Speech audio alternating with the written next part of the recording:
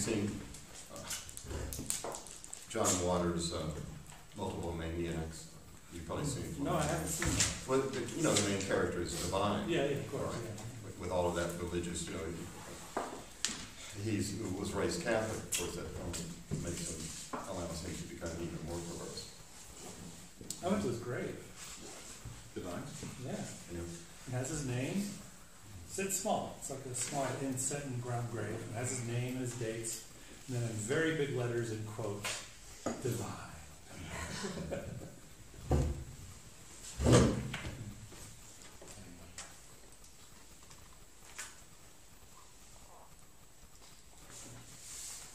What else wants to be said about what we have been saying?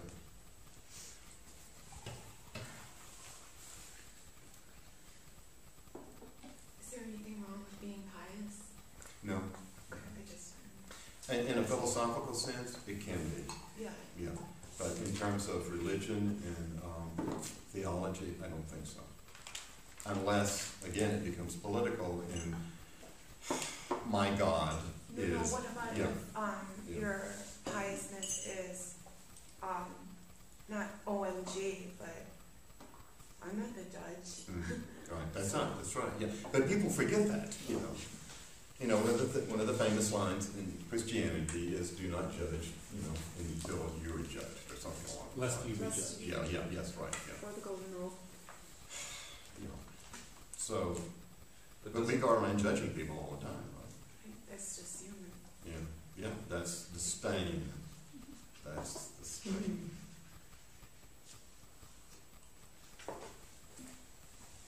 Did someone say something? But doesn't deference in any form necessarily open itself up to that, to its corruption? Doesn't it necessarily I think that pre-corrupt? Yeah. I think it invites us to realize that let's be pre-lapsarian. You know. That is in finding ourselves in a state of perfection. And I don't know what to do about that. So. I had a dear friend who was an atheist. And he was always talking, his religion was atheism. Okay? And he was always going around trying to prove to each and every one of us that God did not exist. I know somebody. He's an incredibly intelligent person, gifted and so on.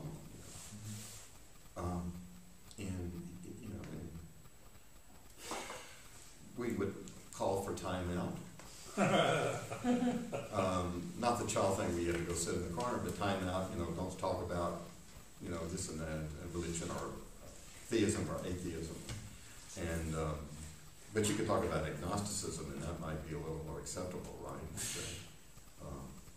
Because in a sense, to be a, quote, I've heard people from various denominations of Christianity say, we slip in from time to time, we're constantly tested, and we slip into a state of agnosticism, doubt, skepticism, and so on. But we would say, can we talk about this? Why are you doing this? Why do you think you're doing this? You know, it's like someone hits my doorbell, and I open the door, and the first thing they say to me is, if you die tonight, will you go? Do you know if you'll go to heaven? It's a very interesting. So, hi, how are you doing? Acknowledging the present. But that person is a person spoken or called to and feels obligated to go and be a missionary. I think I attribute that to the golden rule, actually. It's a corruption of the Confucian rule. By the time it got to the Near East, they completely fucked it up. The original, which is from Confucianism, was do not do unto others as you would not have them do to you, which is basically leave people the fuck alone. The golden rule is do unto others as you would have them do unto you. So if you knew that your eternal soul was in danger, you would want somebody to convert you, wouldn't you? Mm-hmm. Well, what if you were a masochist?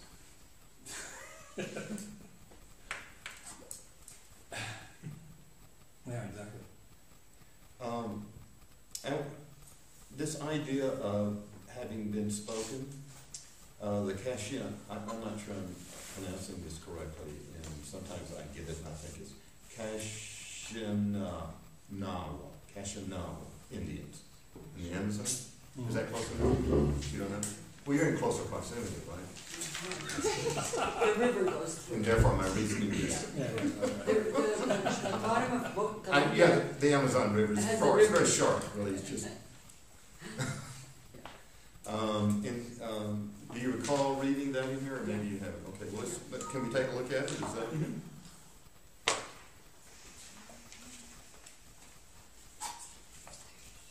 It's on page 32.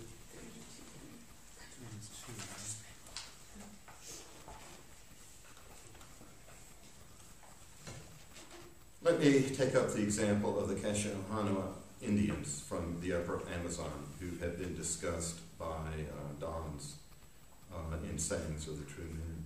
This is a collection of narratives of various kinds. Some are sacred narratives, transmitted in fixed form in a sung in ritual fashion, while others are profane narratives told upon request, and their teller increases the number of rhetorical devices to make them more striking. Okay.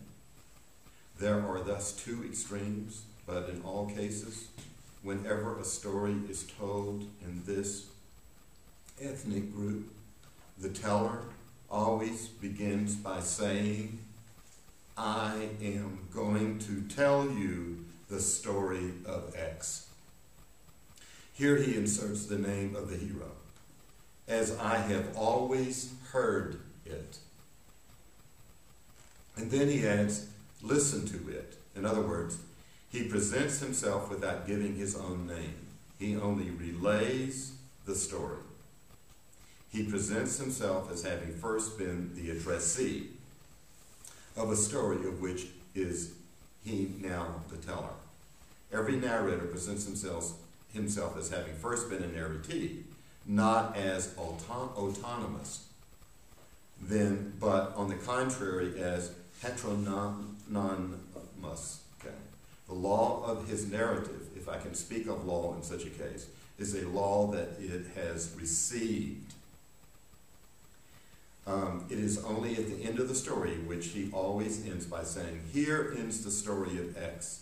It was told to you by Y that his name is given, or rather his double name, his Kashianawa name and his name, in colonial terms, Spanish or Portuguese, depending on whether he is registered in Peru or in Brazil, since the territory straddles the border. Straddles the border. They live on the border. This is crucial, because when we get to the differ end, it's the border. And what's the border? The border between, I'm sorry? Oh, I was just The thinking border. about a Sade song. I'm at the border of my hinterland. Okay. The border, what I was thinking is the border between two radically different cultures. Okay. Who's the woman writer who places people on the border who are half, in a sense, Mexican and half... Yes, that's it right there. So she uses that metaphor as well. Okay. And in the Troubadour of Knowledge, Sarah talks about the third instructed one, who is what's the word that he uses? Is a combination of many different ethnic groups and races and so on. What's the word he uses? What the Latin Americans have been using is the mix. The mix, well. right, exactly. The mixture. Yeah, without talking about being cosmopolitan. Okay. It is only at that moment, in other words, purification is not what this is all about. Okay. That gets us to descriptions. Okay. Whereas being a combination, an assemblage of, I'm trying to think of something very Deleuzian.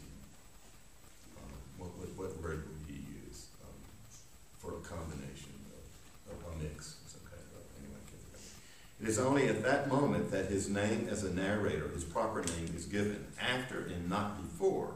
And what is striking is that when one of the listeners takes up the story, some other time he forgets the name of the previous narrator, since he does not give the name of the narrator who came before. One has always heard it told, and so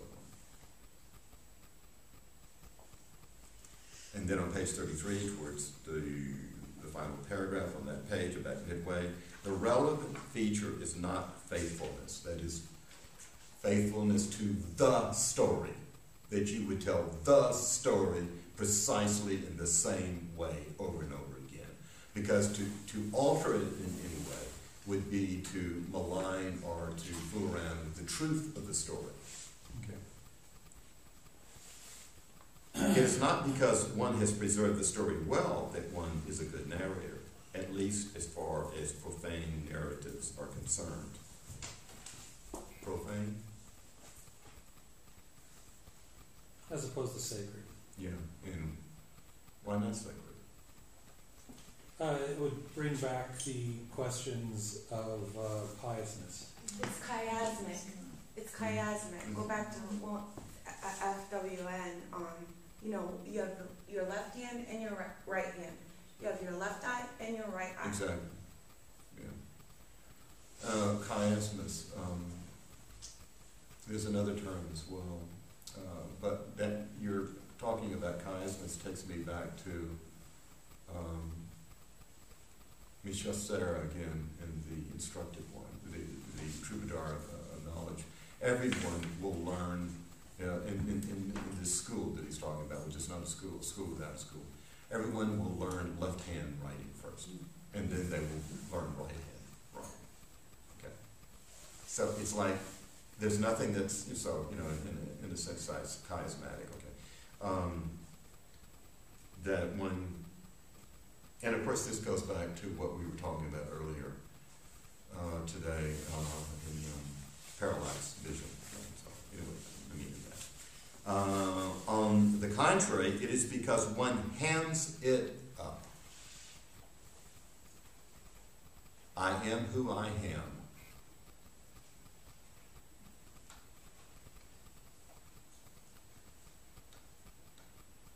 Because one invents. Because one inserts novel episodes that stand out as motifs against the narrative plot line, which for its part remains stable, that one is successful. When we say tradition, we think identity without difference, right? Whereas, well, some people think that. Whereas there actually is very much difference. The narratives get repeated but are never identical. This whole problem has generally been avoided by someone like Levi-Strauss through a structuralist approach in which it is treated as a problem of variance and so on. Okay. And then there's a paragraph on variance, and then there's a paragraph on John Cage. Okay. We were talking about